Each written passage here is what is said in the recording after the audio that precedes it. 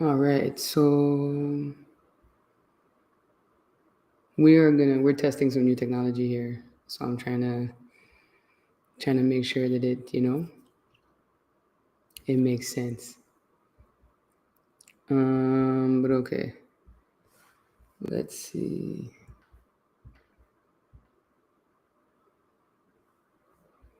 Let's see. All right. So yeah, we're testing new technology, guys. Give me a few minutes. Let me get myself sorted.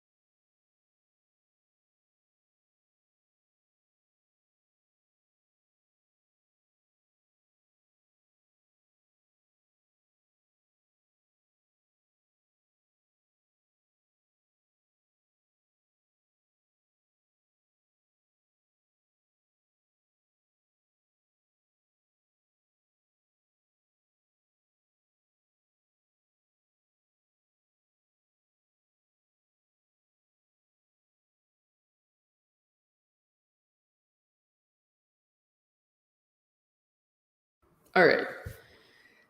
I'm gonna start a little earlier,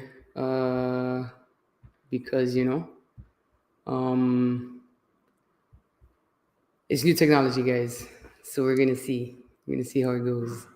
But essentially, why are we trying out this new technology? Is because my not everybody has Facebook. I've gotten some mixed reviews. Um, what platform we should for a bit, then others said they couldn't really find it if it wasn't on Facebook, and it became a whole back and forth. So I'm testing out Restream, the basic package, to kind of see, what how this works. I've used multi-stream platforms before, but never to much success. So definitely gonna just try it out, and maybe one day Instagram will figure it out and be able to talk nice with all these different platforms. But yeah, I want to start. I hope comments will pop up in Restream. I have it set to that. Whether or not they'll pop up is another thing, but we'll see how that goes. Um, let's see. Drop this a bit.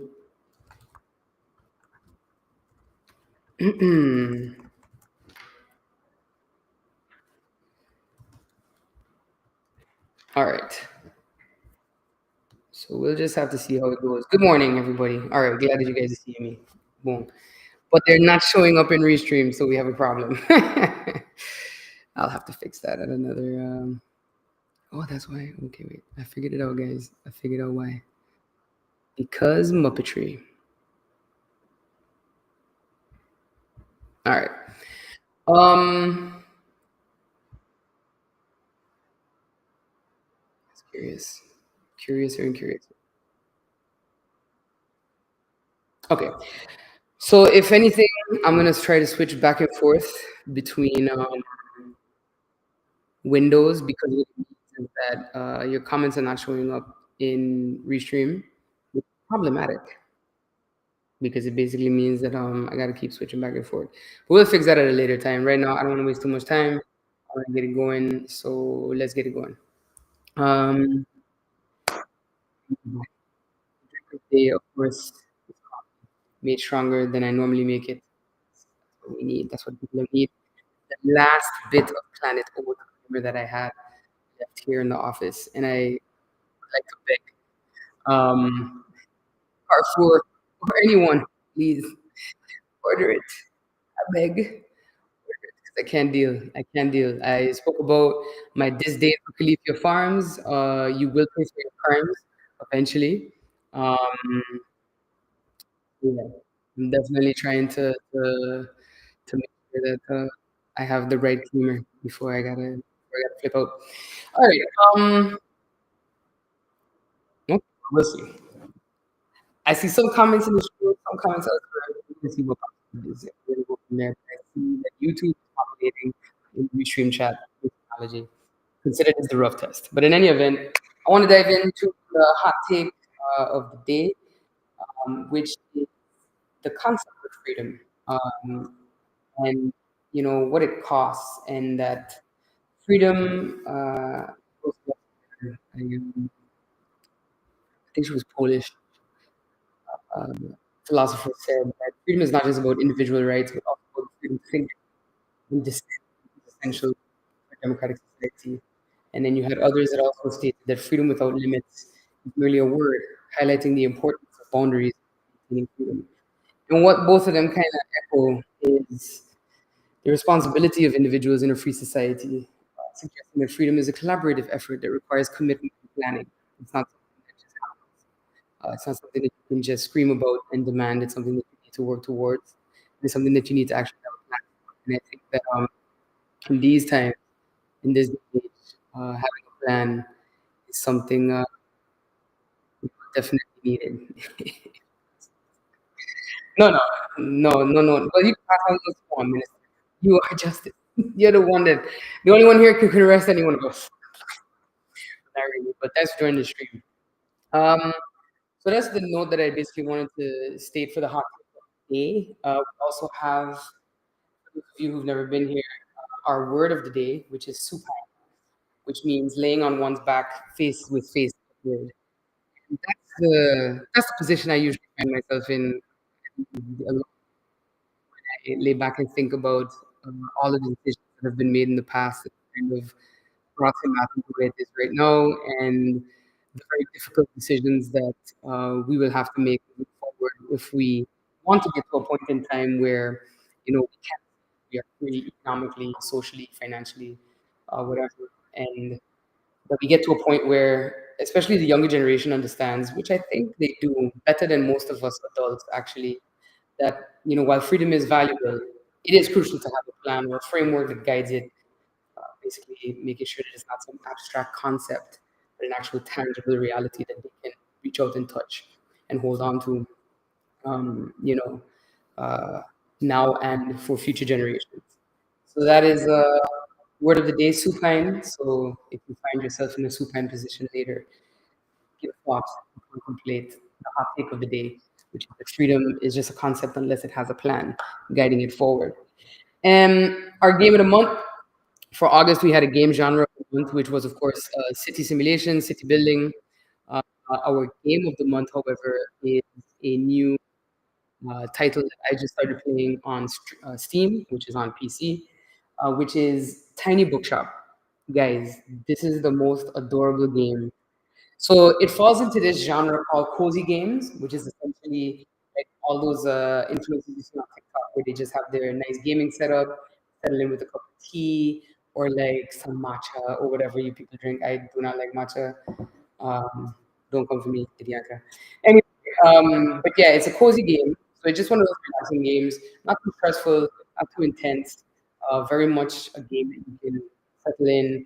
So you're the owner of exactly what the title says, which is a tiny bookshop. It's a small little bookshop. You pack it up, you drive around to different spots in this town. You've just moved there. I have to say that all these cozy games, whether it's Tiny Bookshop, Stardew Valley, I wouldn't call Animal Crossing a cozy game because Animal Crossing is stressful, but some people would call it a cozy game. But yeah, so basically, it's one of the games where you set up your bookshop. People can come in and they want to buy titles. You can structure your titles based on crime, drama, fantasy, kids books, travel, fact books, um, classics. And yeah, sometimes your customers ask for recommendations, and that is the most stressful part of it because you kind of have to apply some critical thinking skills and read between the lines of what is not being said. And someone will come in and say, "I like facts, but I don't necessarily, like historical pieces or whatever." And then you have to kind of pick what genre kind of tackles a book based on facts that is not in a historical setting. Stressful times, guys. But it's still a very enjoyable game. Usually, cozy games are low intensity, as I mentioned, and they will have some kind of simulation or puzzle solving mechanic built into them. In this instance, Tiny Bookshop has that simulation aspect to it, so that's something that you can consider when you're getting it. But yeah, definitely a game that I would recommend for those who maybe are new to gaming in your in your adult life. I always advocate for games to start whenever because gaming does build cognitive skills. It's been researched to kind of stave off memory loss, motor skill loss, etc. So you have quite a few seniors who also game very prolific on Twitch. I have to say, I've never had the misfortune of coming across Call of Duty Grandma, but those of you who are. And yeah, so I'd want to urge everybody to check that out. Maybe one day the stream will be dedicated to me playing a game for the month on stream, and you can throw your questions in and see what's up. But that requires even more technological setup that I don't have built into me right now. So I have to ask a person to assist as a former streamer herself. But yeah, moving on. Main topics that I want to discuss and provide some stream update pending. And that's starting off with the trust fund, which of course are the FRLP and the ERP1 projects that have been had the contract canceled for the original contractor, but now of course we are moving towards retendering. I did get some notifications from NRPB that they will be putting out more elaborate statement on what has happened, but basically the bidding for construction. Uh, make sure I got my notes right. Yeah, so the bidding for construction for system rounds did go out indeed. And yeah, we had one bid that came in. Oddly enough, a non-local company was the only bid. With that information, what you will, and we will see how that goes. But I'm in full contact with NRPP, getting more official updates in the coming weeks on how that trajectory is gone. The building permits for Charles Leopold Bell and for the library have been submitted. I'm also in close contact with the Ministry of Rami on how we can best move those along. But progress is being made on them. So I'm hoping that by the end of the summer we'll be able to have those finalized, and then of course the construction bidding goes on that. Demolition, I think, was completed. The bidding on that, and I believe the contract was awarded. I don't have the name of the company yet, but I leave that for the NRPB to share with the public. And then the demolition, I believe, would start. I think they mentioned September-ish. And the intention is that, of course, as the construction bidding is going on, then everything kind of flow. We're also I'm looking forward to mobilization of any whatever company has won the bids to go a lot smoother than it did the first time around. In particular, considering that there was no actual local bid uh, for this Laurence construction project. So, hoping that these are the last few delays that we will encounter on these projects, and that we can move forward in a solid march towards just the finalization of then. Aside from that, I have two quick notes under education because that's how I grouped the True Fun update. National Short Story Contest submissions are still officially open. Check out the Facebook page for the link on how to submit your story if you're 12 to 14 years old. As I mentioned in previous streams and on the radio, if you're turning 12 in September, you can submit your story still. So just as a note for parents whose kids maybe said, well, I can't do it because I'm only 11. I want to also remind you that there's a 3% AI usage ruling. So that's the margin that we're giving you to utilize artificial intelligence, or that your story is flagged for artificial intelligence. 'Cause let's face it, if you're good writer, chances are AI checker is going to flag you because, of course, we teach AI how to actually be a good writer. It's not actually a good writer. If you can't read, chances are it's not going to put out stuff. But yes, please check out the link to submit. I had a meeting with the judges yesterday, so looking forward as well as we get closer to the announcement of the prize winners of sharing with you who those judges are. And we had a good briefing yesterday, so I'm looking forward to continue to work with them on this first short story contest. And regarding the CAFE program, I believe that starts next week at the University of St. Martin. This is, of course, the bridge year for those who are planning to go abroad to help get you prepared for life abroad in your college career. Um, and essentially, we are still have some open spots. Actually, that's what I was told. So, trying to see, trying to see what we can if we could fill it up. I was surprised that there's still some spots open. I think we have 20 spots. We have about 14, so about 6 spots open. If you or someone you know is planning to go abroad to study, I highly encourage you to tell them register for the program and join in. This program is, of course, partially funded with money from the Dutch government for the Strategic Education Alliance. It's one of those programs coming out of that, which the overall umbrella of that is the Vierlande Overleg between the Ministers of Education of the Netherlands, Curaçao, and so please, reach out, check out how to sign up for the CAFE program, and get yourself some valuable information if you're planning on making a jump to your tertiary education. In particular, those who maybe have decided because of the current climate in the United States of America that you want to pivot and go to the Netherlands next year. Quite a few students have decided to take that gap year, as they would say, and make that leap. This is one program where you don't have to be a study financial recipient. You can take advantage of it as a free move to the Netherlands and get yourself some valuable information on how to handle life as you do your collegiate education. Speaking of the Netherlands, I return on August 6th. I pulled this from my trip report, still pending to be submitted. But in any event, returned on August 6th. Of course, I flew up on the 29th of July, landed on the 30th of July, and had time to catch a fresh, as they say, at the hotel and hit the road again for my first meeting, which was with the Haagse Hogeschool to discuss their very successful minor in public administration that they're offering.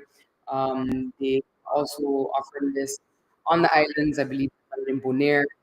They're now working with Curacao, Aruba, etc., to offer it there. And it's my hope that through discussions with USM and the necessary accreditation bodies, that we can offer it here because they are also now extending it to include existing public servants, so civil servants, who may need a refresher course or professional development in the realm of policy development. So that's definitely was a great conversation actually with Hasse. They've always had a very good relationship with Simat and Aruba and Curacao with our students, to the point where they even remembered some of their former students who now work in my cabinet. So that was kind of cool to have them, reference that. And yeah, so that's something that we discussed with them. Very fruitful discussion. We also touched briefly with Haxa on the housing issue. Of course, they don't really have a role to play in that. But I'll get to that in a minute. I also had my first official meeting with the Minister of Penitentiary, Garcia Arundel, which thank you again to her for the warm welcome, for the hospitality that we experienced while we were there in the Netherlands. And that meeting was also fruitful. I have always been a firm believer that we need to maximize the potential of the cabinet of the municipal penitentiary as it currently stands. So I reiterated my commitment to finding ways to, have that happen from the MECYS side at least, and also encourage my fellow colleague ministers to reach out when needed, get some assistance on advocating for Zimbabwe in the Netherlands and also to the wider European continent. Of course, the Hevmin also has a role to play when it comes to, for example, Brussels. Um, so that's also the they call it, also one of the um, conversations that we had. And going on as well, further from the official meeting with the Hevmin, we also had the usual meet and greet with young professionals and students from the Netherlands, living, studying, working. in the Netherlands. And I'll touch on that after my last update point. So my last two actually. While there, I also had a meeting with a housing corporation that is based in Groningen, has connections to other Dutch cities with challenges facing students in the Netherlands with regards to housing. Now, I've said before that the choice to go away and study is a personal choice. Even if you receive certain financing, it is still a personal choice, and it is the expectation that parents and students alike take the necessary steps to find the housing that they need and to regulate everything else that they need when moving to a different country. I say this as someone who went to the US and had to figure it out as well. Um, my parents came up with me, but from before we had figured out I had to apply for my social security number. Of course, in the US, you have on campus housing, which solves one very big issue that most who don't go to the US encounter. But nevertheless, social security, all other requirements of me as someone who would be living in the US on a student visa had to adhere to.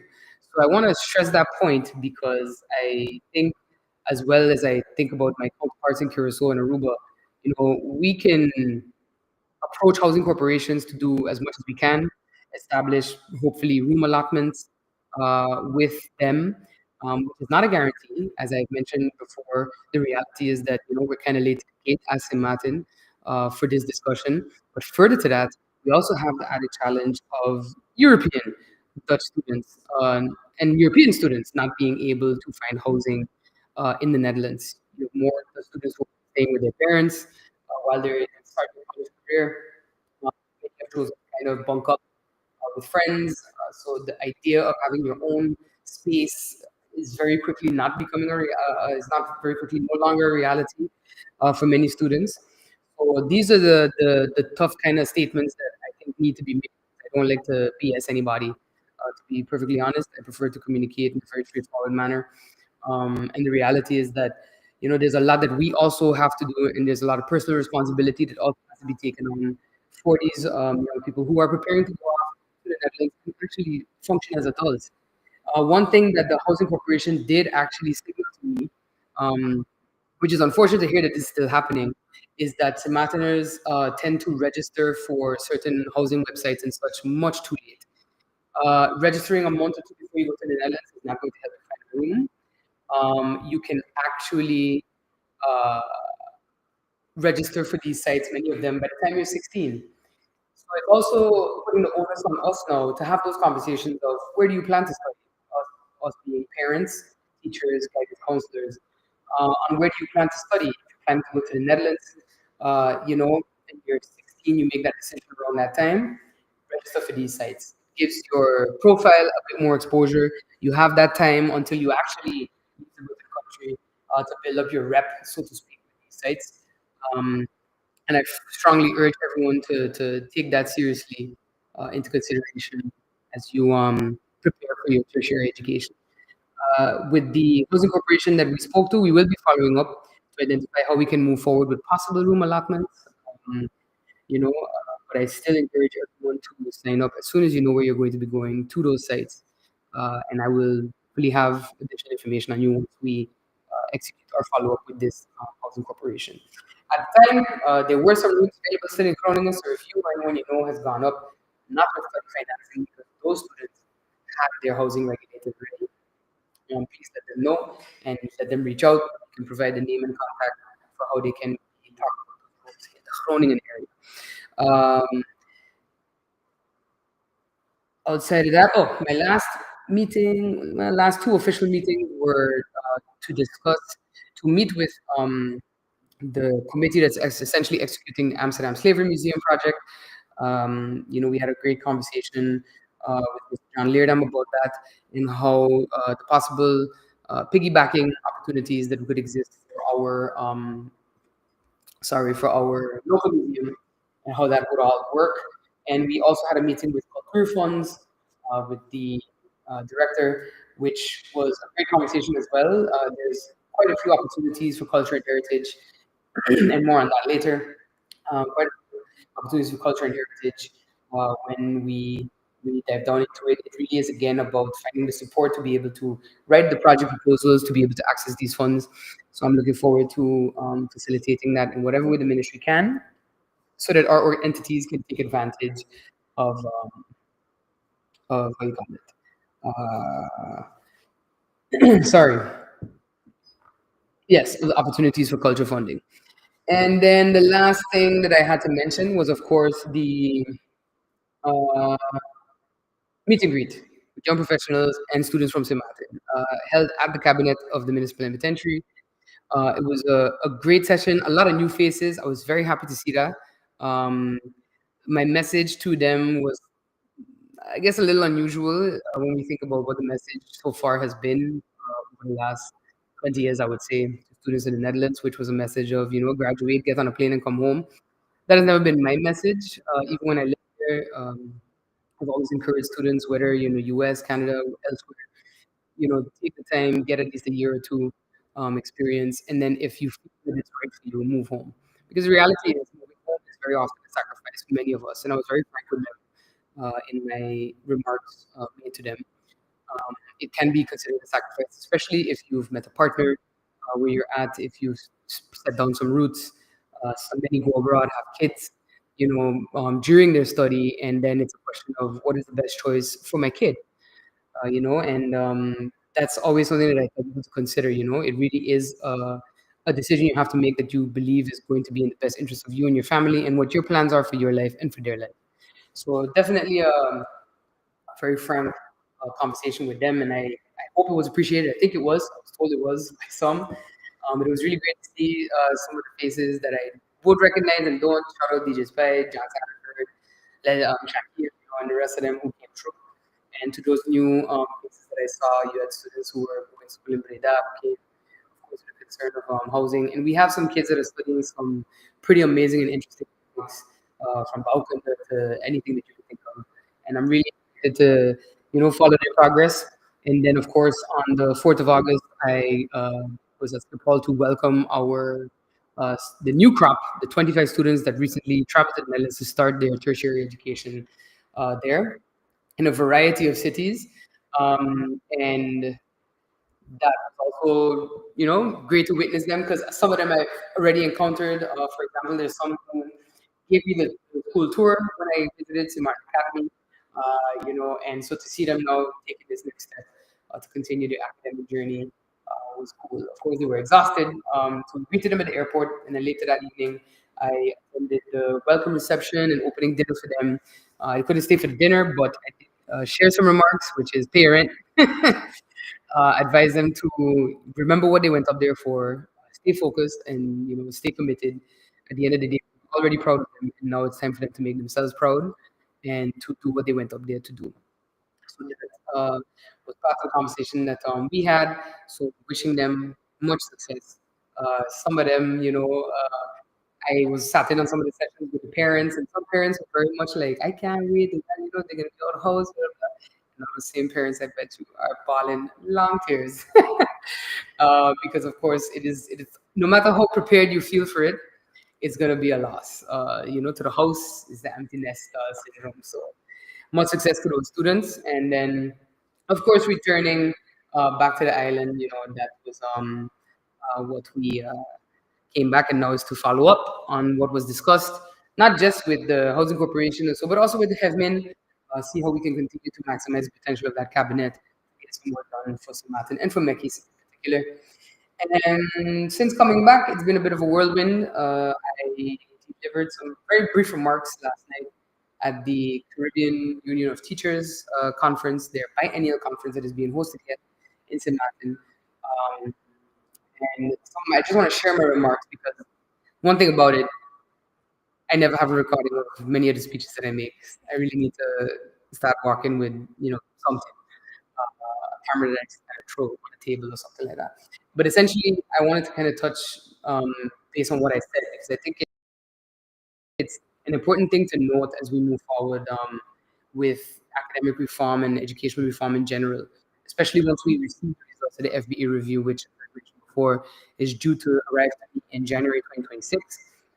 And then from there, we will be making some short, mid, and long-term adjustments to FBE. But what I said was, firstly, I apologize because I was invited to speak yesterday morning, but we had a official meeting with the council minister and state secretary, which I will touch on a bit later as well. And essentially, I said, as you all continue through this conference, and I reflect on the theme of not just the overall annual conference, but on the state of education itself, I was reminded of a statement made by Audre Lorde in one of her public speaking appearances. And she said, "There are no new ideas, just new ways of giving those ideas perish, breath and power in our own living." And I took that to say, education is not at its core consist of new ideas. If you look at technology in education, there has always been technology in education, whether it was the abacus, the calculator, computer, or even tablet or artificial intelligence. What we can all do, us as government, is find ways of giving these concepts to life. And this requires several things. It requires evolution in thinking, a shift in attitudes, and a recognition that education at its core is meant to stimulate, not stifle, to inspire, not deter, and to be a source for personal growth for all involved and not a blockade to refresh approaches to concepts. So that was my brief remarks to them, and that then opened the conference. And I wish them fruitful discussions and new connections and continued collaboration as they continue these next few days with their official events. Yes. So moving on from that, we also have the Carifesta trip coming up. The delegation has officially been announced, and I'm super excited to be heading to Barbados to represent them, as I'm sure the delegation is also excited. As Clara Reyes posted on social media and was reported in the People's Tribune, the delegation members consist of myself, will also consist of my chief of staff, our Department of Culture head, Clara Reyes, fashion and fabric designer, Zilla Duzan Hazel, anthropologist, poet, installation artist, Cherise Piper, photographer and filmmaker, Lisandro Suriel.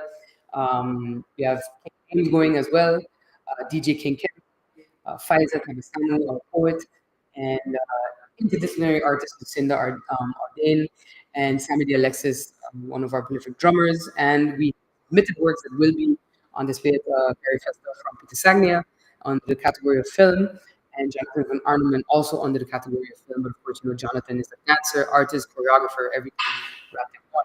So very much looking forward to the showing that we give at Carrie Festa. I'm hoping I'm gonna go with everything, charging banks and everything. I'll be going live on Instagram and Facebook if I can at different points, and maybe do a live stream from there as well, just to show you guys a taste of what's going on. Um, Carrie Festa, represents a mass coming together, all islands to celebrate similarities, to hold space for our nuanced differences, and of course to build community around our shared histories and how we can maximize that collaboration for our economic development and our own personal and professional development. And then to the biggest news that I have to share, well, I shared yesterday, which is of course the um, action agenda for the uh, Slavery Remembrance Funds that has been accepted uh, to the tune of about $5.3 million. I want to share a bit on what that is going to look like. So the typical Simatan thing, I think, has been to see money, spend money wildly. And usually we spend it all in one place. I'm a firm believer in not doing that. My grandmother always told me don't spend it in one place when she would pass me a little $20. So I wanted to maximize the potential of this fund. And so in collaboration with the Department of Culture, who of course over the years has speaking to stakeholders in the cultural heritage sector. And even before that, I want to make something super clear. We have an integrated cultural policy framework that was established in 2007 by the Island Council of St. Martin, and it calls for certain things to have been established already. So 2007 to now, you do the math. So we wanted to maximize, what we could do with this fund. Some of the projects, it's a total of 9 projects that were submitted, and some of them I'm gonna read off to you today. We'll be sharing the full list in the coming weeks. There's a lot happening, and I don't want news to get kind of lost in the sauce. So following Carifesta, we will share more on the full action agenda that these funds will be going towards. I also want to state that we are in discussions with a fund manager to take over the management and execution projects under these funds. This is, of course, to mitigate the potential fallout of there not being enough capacity inside government to properly execute the projects. Not to speak on the ability, but from a capacity perspective, everyone knows that we are stressed a bit and overwhelmed. So trying to find ways to keep the involvement, of course, of the Department of Culture, but mitigate the potential loss of funds, because that's again something I want to talk about later on or in another stream, because I do have a meeting at 9:30. But the fact that I read a lot of the comments and I realize persons don't really understand how funding works. These funds are already allocated to culture and heritage projects, and for you to even qualify, it really has to be a project that speaks towards culture and heritage. So building repairs do not fall under that, and I think that that's a very unfortunate knowledge gap that we have. But I'm committed as Minister of Education to educating even the general public about how international funding and financing works when it comes to this. So maybe a stream dedicated to that specifically in the future. So some of what we have discussed and what was put on the action agenda that was accepted, these are the projects that the money is going to. National curriculum development for the history of St. Martin. So from Parliament, I've talked a lot about designing and implementing a comprehensive and culturally grounded history education at all levels. This is something that I pressed my predecessor, Minister Samuel, on from the previous National Alliance of Government quite consistently in Parliament, not receiving real solid answers, but this is one project now that will be realized through this fund. Additionally, monument remapping, beautification, and digital infrastructure. So mapping, restoring, and enhancing historical sites with modern digital tools. This will include the possible closing off of certain monuments to ensure that there is no more desecration. Then these are monuments that are on the list. So we still have some that have to be added, hopefully, in the future, and that is a future project that we will talk about. But this is essentially to make sure that what exists is protected, properly mapped, properly measured, with educational signage and other education options around it. The upgrading of the Phillipsburg Cultural and Community Center, so transforming that central cultural venue into a resilient and multifunctional space. Of course, Department of Culture and myself will continue to engage with stakeholders to make sure that that is done properly, realistically, and in a feasible manner.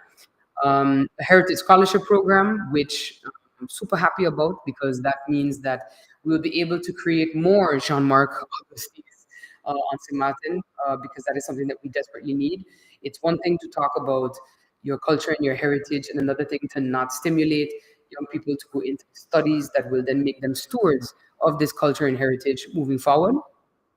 There will also be genealogical research for descendants, so supporting genealogical research to help descendants trace their lineage and explore connections to their heritage, and including establishing resources for accessible archives and personal histories. And then additionally, there is a project for archiving and digitization, so funding large-scale digital access to colonial and post-colonial documents, and a couple other things as well that I'll talk more about in future streams, because I don't want to be pressed for time and rushing through it.